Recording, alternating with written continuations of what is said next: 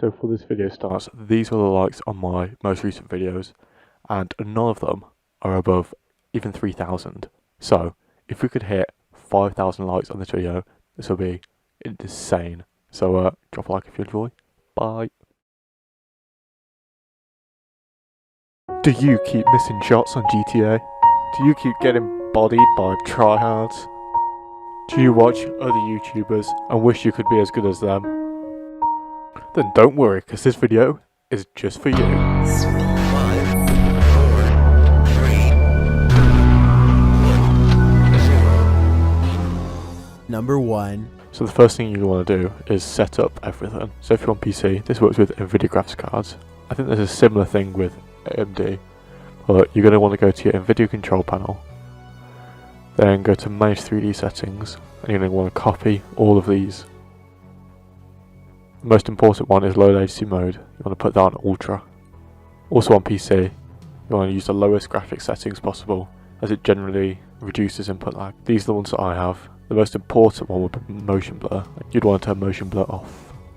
If you are using a controller, make sure it's plugged in. If you're wondering about Xbox, there's not really any settings that you really need to change. The only thing would be to plug in Ethernet so you don't lag as much. On PS4, if you're using the second generation controller, you'll want to make sure that the communication mode is through USB cable. Also make sure you turn off HDR and deep color output, as they tend to increase input lag. And again, if you can, make sure you use Ethernet, especially on PlayStation 4, because the Wi-Fi card is awful.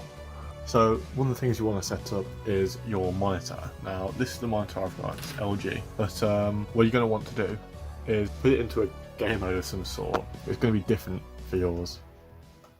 Number 2. So now you're all set up, you want to sort out your GTA 5 setting. Most of you will probably be using controller. Standard FPS 2 is quite a good control type, but you can use R1 to sprint, or RB if you're on Xbox controller. Okay, when did snow come out? So if you're using R1 or RB to sprint, running is like normal. If you aim down sights, you can move a lot faster. This is without pressing sprint, moving quite slow. But if you're pressing R1, I move a lot faster. Now the same effect can be done if you're playing claw with standard, but using R1 seems a lot more comfortable for me, and will probably be more comfortable for most people. This also means you look around with the right stick while running, instead of looking around with the left stick and looking at where you're going. Now it's hard to explain, but if you try it, you'll know what I mean. Now for aiming settings, mine are the highest you can be, except for this. But I'm playing on PC right now, so high sensitivity. It feels a lot slower than on console. If this is your first time ever really messing around with settings, these are the settings that I use on console, and I find them quite good for sniping. Now this is just a quick reminder, but the third person aiming sensitivity is what controls your scope. So even if you're moving around in first person, whatever your third person aim sensitivity will be, that's how fast your scope will move. If you want to change any sniping setting, change your third person, not first. Another thing you're going to want to put on is allow movement when zoomed. This means that you can move around with sniping. It's kind of obvious, but you never know. Now camera settings are kind of important. First person auto level camera. This is when you look down and you sprint, it's straight into your camera. I don't like that, some people might, but I have that turned off. I have my field of view on the highest so I can see the most around, so it gives me more awareness. It's personal preference really. First person ragdoll.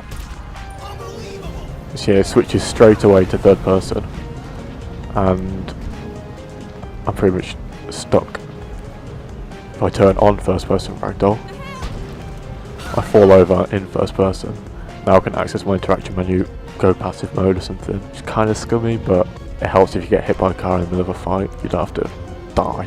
The other one, first person combat roll. I don't like this. You can't really adjust your aim that well. You don't really know where you're going because of the blur. If you turn off first person combat roll, it's a lot nicer. It's a technique that a lot of people use, so if you're on the beach, someone spawns behind you, quick roll, snipe them. Wicked beasts while they move so fast. You could be the sword, the shield, defender of the people down below. You know I fall for love. You know I fall for love. First person head bobbing, this doesn't really make that much of a difference. Some people like it, I don't mind it, but I have it turned off because why not? Now another setting you'll want to turn off is in display on console. I'll show a video clip of it here. On PC it's under post effects, and it's called in-game depth of field effects. Now if you're trying to snipe someone, it makes things seem blurry if you're not aiming directly at them. As you can see, it takes a while to adjust. If you turn that off, there's no change in focus and everything's sharp. Doesn't look as nice, but it helps a lot when fighting. Number 3. Now something that not many people will talk about would be an outfit that blends in with your environment. So at night time it actually helps to have a dark black outfit, and if you snipe on the beach, a tan outfit doesn't help as much. If you're fighting in the snow and fog, a white outfit might help. Now I'd say a black outfit would be the most useful, so I'm going to show you how to quickly make one. I'm pretty sure it's the same clothes for a male character, but I'll show a clip now of how to make a male character.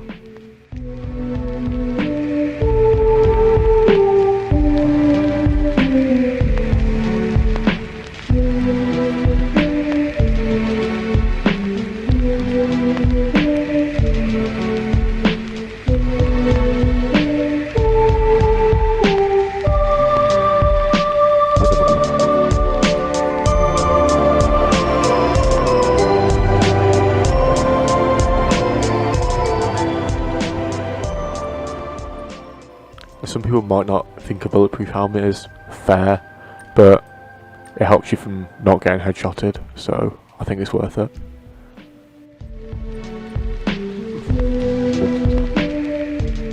These trousers, you don't really need to have these like this. You can have maybe leather trousers. This will stop you from being seen at night, so it looks kind of cool, I think.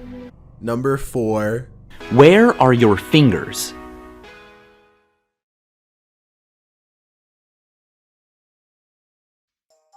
A lot of people can't do is move and zoom in while sniping at the same time. This is what I do while I'm holding controller. I have my left index finger on the up arrow, my thumb on the thumbstick, and my middle finger on L2, and then I play like that. As you can see. On PC, I use control to zoom in, so I'll have my fingers on W, A, S and D, and have my pinky finger on control, which zooms in, and that's what my hand will look like. Number 5. So when you're ready to start practicing your aim, go into direct mode. And then select either a main story mode character or an online character, so the other characters you can use to go into first person. Next you want to go somewhere open so you can practice your aim. If you go somewhere like the hills over here, you'll get a lot of helicopters coming after you. This will mean you can practice your vehicle sniping. Now if you change the time to midday so it's easier to see, and then change your wanted status to high. You also want to turn invincibility on, and you don't really need to fiddle with any of the settings.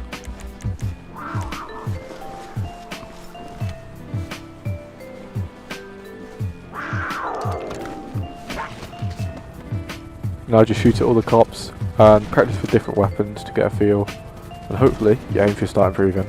It might take a while, but hopefully the more you practice the better you should get. Now if you go somewhere open, like the airport or maybe the beach, you'll have a lot of ground cops that you can shoot at,